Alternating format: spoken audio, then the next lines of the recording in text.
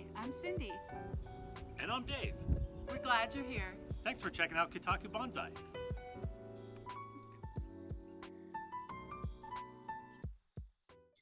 My name is Chase, and I'm a bonsai grower, teacher, lecturer, person with fun with bonsai. I've been in it for a long time. I guess I should come right out now and say I'm not a young person. I just celebrated my 90th birthday. So I've been playing around with trees for a long time. I was in Japan in 1963. People say, wow, 1963. My background is horticulture. I have a degree in landscape and design and nursery management from college, a little school called Delaware Valley College. Now it's university in Doylestown, Pennsylvania. So I've always worked with plants, even as a kid. My father had a large garden, and I helped him in his garden, and I enjoyed that. My first job was a gardening job. I remember my father saying to me, he said, "You like trees?" I said, "Yeah." He said, "Is this what you want to do?" And I said, "Yeah." I said, "I want to grow trees." And he said, "Well, you better find out whether you really like it or not. No, you ought to go out and maybe get a job at it." Now, what am I, 16 years old or 15 years old? And so we at that time had a phone directory, and went to phone directory and picked out a picture of the largest nursery in the area. And he took me there, and we went in. I went in and saw the gentleman inside who turned out to be the manager, and one thing and another. There was my start of my involvement in trees, not bonsai. So what am I looking at? I'm looking in here, and I'm looking at branch structures. I said the tree's been allowed to grow.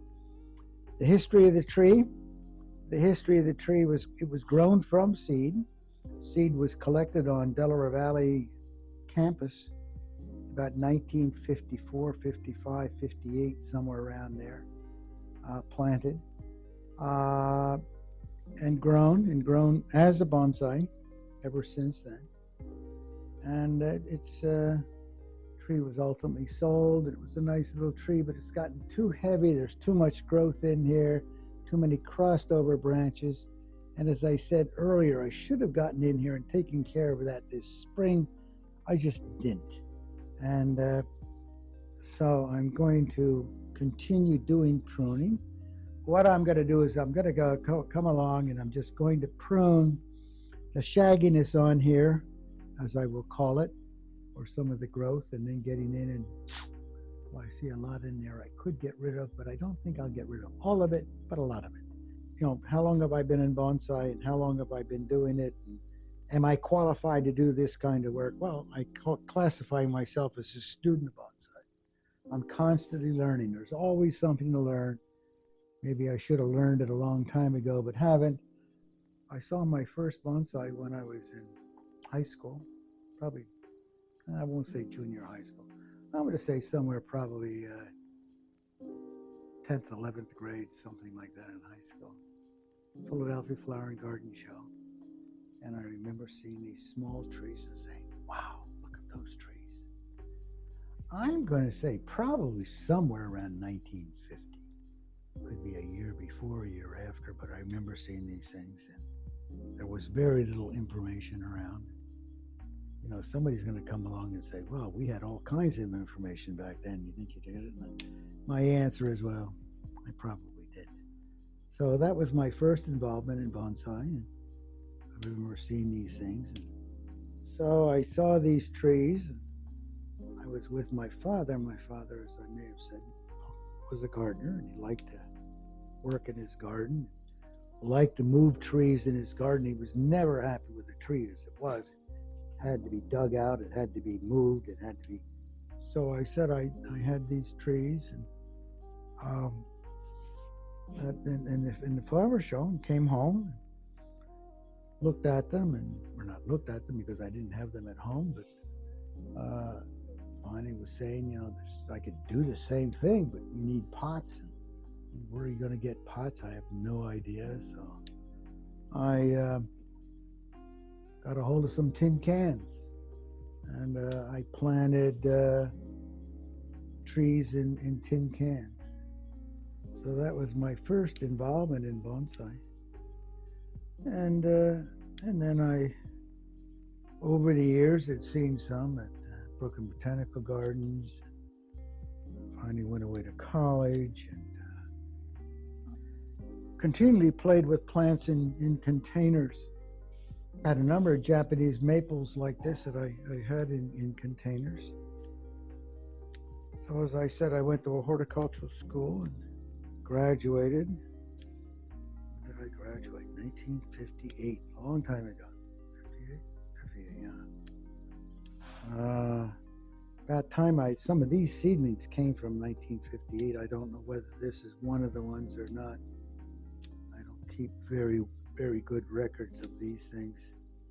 So I said, well, here I am. I'm a college graduate. What do I know about trees? Damn little.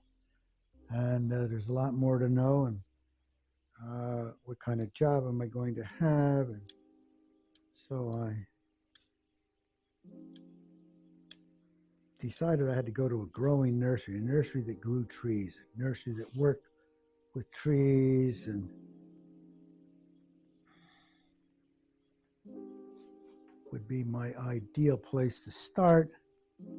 So I got a job in Princeton area. Well, Princeton area, there was a nursery called Princeton Nursery. Some of you may or may not have heard of them. They were a large growing nursery. How many leaves am I going to take off before I get back to where I am and where I can see? And so anyway, I got a job at Princeton Nurseries and worked for them for a number of years. You know, I start doing these kinds of things, talking about what I did, and think about some of the old friends I used to have back in those days. But none of my friends were tree people. My friends were all people associated, it was crazy, with the university, graduate school, the Institute of Advanced Study, and God knows where. But so it was a great place to live and a great place to educate yourself and self-educate. So I grew trees for a nursery. As I'm going along, I'm seeing all kinds of little problems that, as I said, it's too heavy, too wide over in here. I want to get it back a little bit. So I'm going to work on a whole tree, and then I'm going to come along and get rid of some of these up branches. If I want a heavier, this is just a basic thinning scissors that I'm using here. I have two pairs. This is a little on the dull side. Yes, I do clean them. Yes, I do sharpen them. Concave branch cutter makes a nice clean cut on the tree. I want to be able to get in and see the structure on the inside of it, so we'll eventually get that. Getting back to the Princeton area, I was, when I first got there, and for a long time I was a bachelor, and ended up meeting a young Japanese girl who was doing a 5th year study at Princeton, and we one day said, yeah, maybe we were dating and seeing each other, and so anyway, we decided it was time to maybe get married, which we did. And then she said she had not been back to Japan since she came to this country to study. Wouldn't it be nice to go see her family? And I agreed, sure, why not? I mean, I never thought I'd ever get any farther than maybe Chicago or something, east or west or whatever. So I said, yeah, I don't know, I think that's a great idea. We got to start thinking about going to Japan. And, well, if we go to Japan, can I get a leave of absence and talk to my employer about a leave of absence? And he said, nah, you can't have a leave of absence. And I said, aye. And so we talked a little bit more. Well, if we can't get a leave of absence, maybe we should just quit our jobs and go. She was also working, and so basically that's what we decided to do. We quit our jobs and we go to Japan. Okay, we go to Japan, we're going to be with her family. What else are we going to do besides be with her family? Well, we'll do a little bit of touring. How long are we going to spend in Japan? We spend a month or 2 or 3 in Japan. And then when we come back, we'll come back by way of Europe. Great idea. Never been to Europe, never thought about it before, but that'd be the ideal. And her brother was in New York on business one day, or one weekend, or 1 week, or whatever. And so we're talking to him about it. And he said, I think what you should do is think about going to Japan last. Make that your last place you're going to go, because you get to Japan, if you don't have any money, at least have a bed, you at least have family you can stay with. I don't think the family would mind having you stay with them. And here I am, the gaijin, the foreigner. So he said, okay, fine. So we'll go to Europe first. Okay, where do you go in Europe? I don't know. Just about that time, I had picked up a book. God knows, I don't even know where the book is today. Justice William O. Douglas. And he and his wife had been stationed in Bombay. They were in Bombay, and they came back to Europe. They drove in an old Chevrolet station wagon. I remember that, this old Chevrolet station wagon that they drove. So, how far can we drive? Well, you look at a map, you say, well, you have to cross the English Channel. That's water. You have to cross the Bosphorus in Turkey.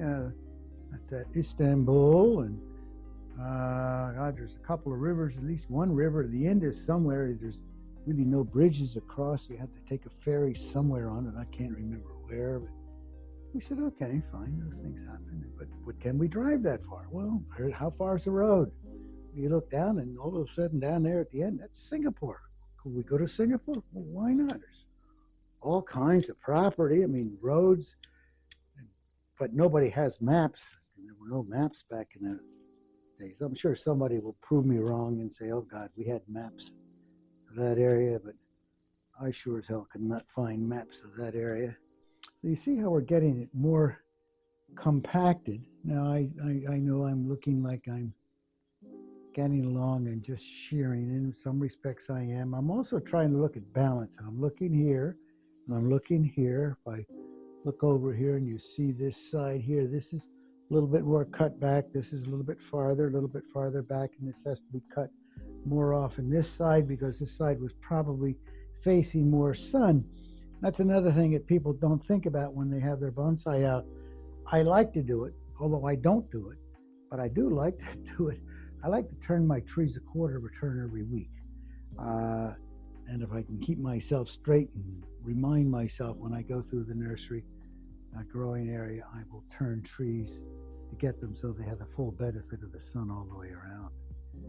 Also, I'm looking at this, and this is a better front down here than in here.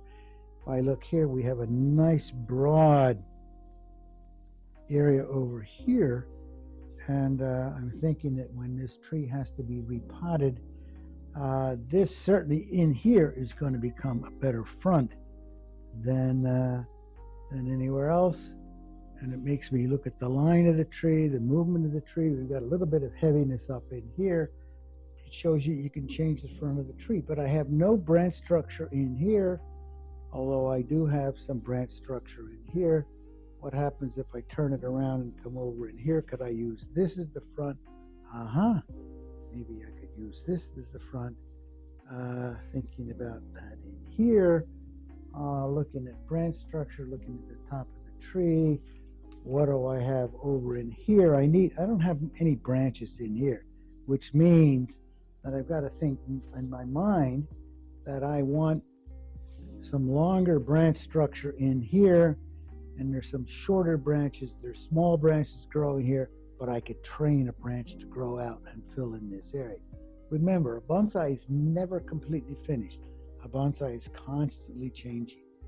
So I read this book by William O. Douglas that he and his wife drove from Bombay to Paris in an old Chevrolet station wagon. Got some maps, figured around, fooled around, studied around a little bit. talked to some people. Some people said you can't do it, and other people said, oh wow, you could do that. That would be fun. You could take that and you could drive from it, and you could. We said, well, could we? And so basically we said, okay, we could probably drive. We shouldn't have cut that off that way, but that's okay because it won't show later on. We could drive from Europe into Asia. So we ran an ad in a local paper. Stated in so many words, couple planning on driving, or maybe hoping to drive. We didn't say hoping, we said planning on driving from London to Singapore. We'd like to meet people in the Princeton area who have traveled this area. We had more people answer the ad than we could see. We had historians, we had geographers, we had all kinds of people, even former ambassadors, people who traveled part of it, people who knew all about the people of Afghanistan, actually, a gentleman who lived in Princeton who was the first ambassador into Afghanistan after the Second World War, became a friend. Started accumulating information, friends, people. It's amazing how many people we got to see. I remember we had a party before we left. I haven't seen any of those people for a long time, if any of them are still around or not. But some people said it was one of the greatest parties they'd ever been to, a traveler's party. And so that's what we did. We didn't make Singapore. We couldn't get into Burma, although I thought we could. But when we got to that area, we could not get in that. Now I'm going a little crazy there, but I'm opening the tree and I'm opening it up in there because my primary apex is right in here. I'm going to have a secondary apex in here. So as I'm cleaning this out, I don't like that. No, this branch can stay there and this branch can become out wired in there. This branch is a little long coming up, and I like this branch, and then maybe there's some, oops, I broke one there. Break it, take a little, and then I can wire. A wire to a bonsai grower is much like a brush to a painter. It allows you to move the branches in the direction and position in which you want them to grow. And so consequently, I'm going to wire some of the branches. Anyway, yeah, we drove London to Calcutta. We drove, my first choice, I was going to buy a Volkswagen bus. I've always liked Volkswagen buses, but my father at the time said, you're crazy. To do that, you got to buy a vehicle that's going to take you everywhere and anywhere. So the answer was we bought a Land Rover. Long wheelbase, 109. Outfitted it for camping, seats converted into beds, so the Land Rover became home for almost 8 months, which was the duration of the drive. People say, how long did it take you? We had we did have somewhat of a schedule. And so we spent 8 months between London and Calcutta. Got a hole here now. And if I turn it around, maybe you'll see that in the video. I took one branch out in here, the key branch, but I didn't like it. And I have another branch in there that I think I'm going to take off also. And just get this branch here to grow, get this branch above it here to grow. And I think I'm just going to take this out. Bothers me. If it bothers me and I eliminate it, it no longer bothers me. So anyway, I was talking about a Land Rover. And there's so many stories with every little story I start that there's more stories somewhere.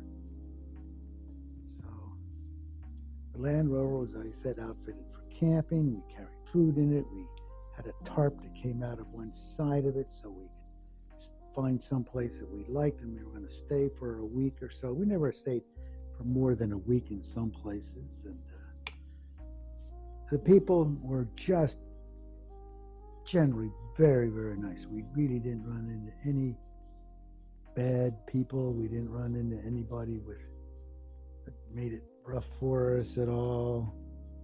Started in England, ferried the channel, drove through France, up into Belgium, into Holland, down along the Rhine River, Germany, down into Austria, across the mountains in Austria, into Italy, down to the boot of Italy, went over to Brindisi, took the ferry from Brindisi to Greece, southern Greece, northern Greece, Turkey, into Turkey, the southern coast of Turkey I talked about earlier, into Syria, into Lebanon, into Jordan, down into Petra. Petra was my favorite city in southern Jordan. When we were in Petra, there was nobody there except the Bedouins. There was nobody from the Turkish or the Jordanian government. We thought maybe we'd run into some army or somebody. Nobody, the Bedouins.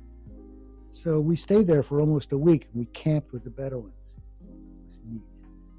And then from there down onto the Gulf of Aqaba, came back, took the pipeline road across to Baghdad. And then I said to Baghdad, went south to Basra, to down onto the Basra, the Persian Gulf.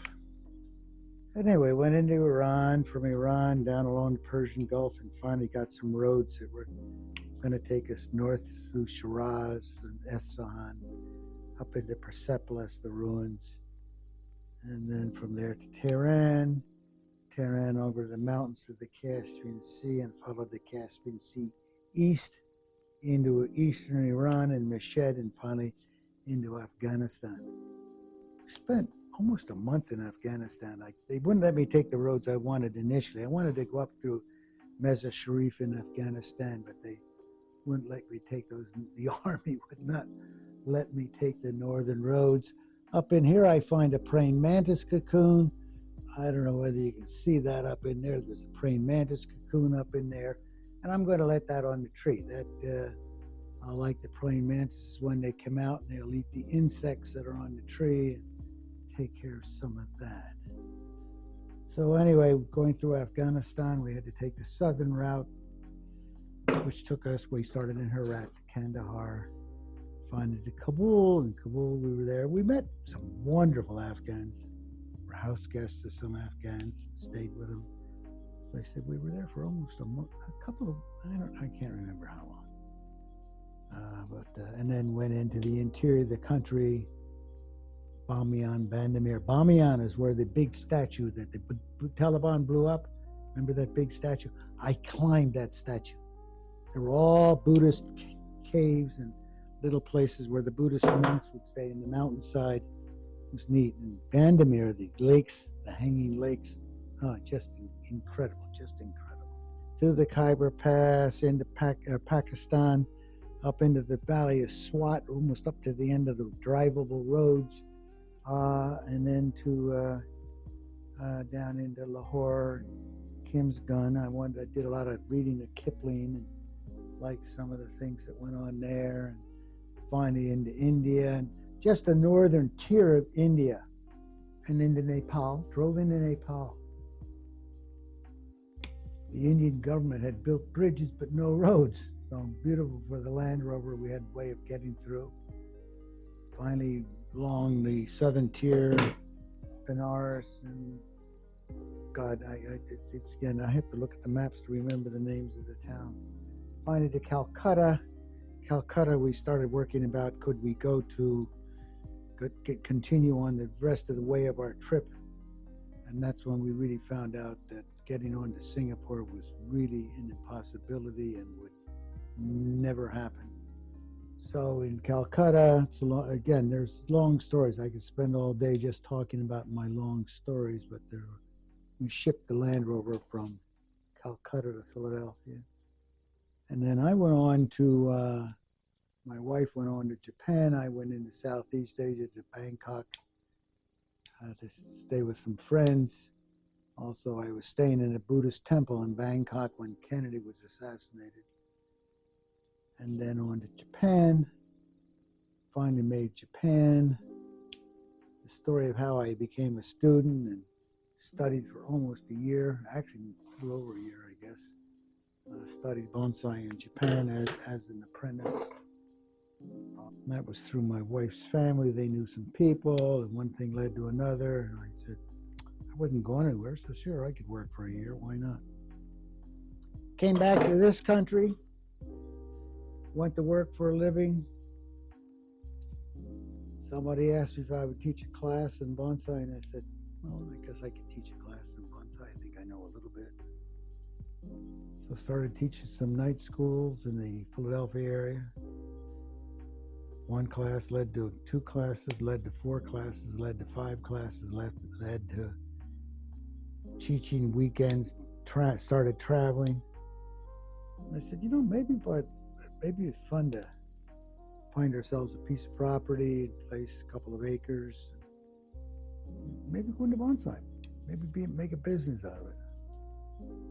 So the answer was, yeah, we found a piece of property, or I found a piece of property.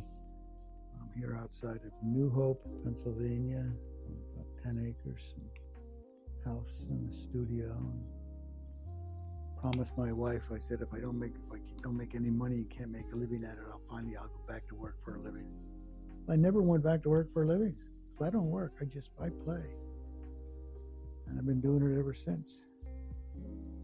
I traveled. Did I teach? Yes, I taught. Where did I teach? I've not been to Scandinavia, and I've not been to Eastern Europe. Other than that, I've traveled pretty much to the world. And I haven't traveled lately since my wife died, and a couple of years ago. And I'm getting older, and it becomes a little bit more difficult to travel.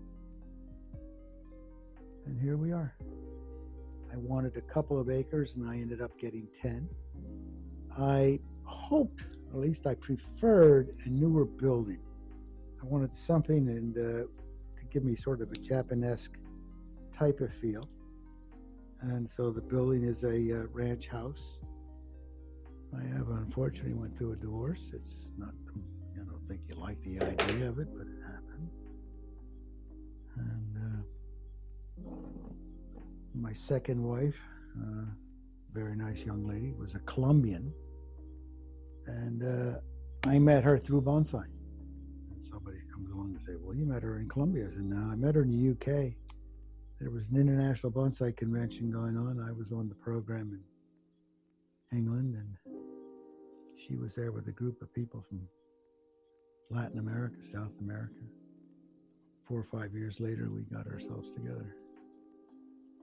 I told you, I said earlier, I've never worked a day in my life. I have.